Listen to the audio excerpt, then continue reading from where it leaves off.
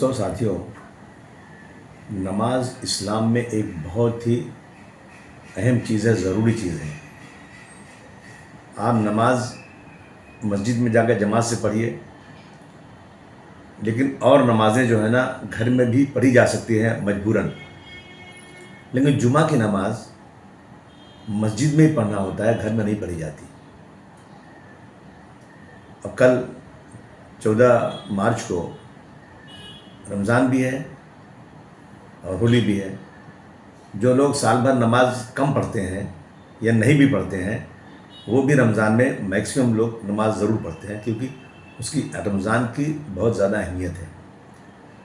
میں تمام برادران وطن ہندو بھائیوں سے نویدن کرنا چاہتا ہوں کہ آپ جان بوجھ کر کسی پر رنگ مت پھینکیے، چھیڑنے کے لیے مت پھینکیے۔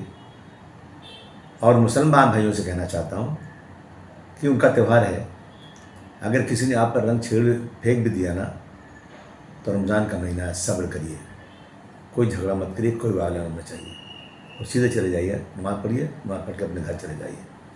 میں چاہتا ہوں کہ اس دیش میں آپسی بھائی چارگی بڑھے، لڑائی جھگڑا نہ ہو، ہم سب مل جل کر رہیں۔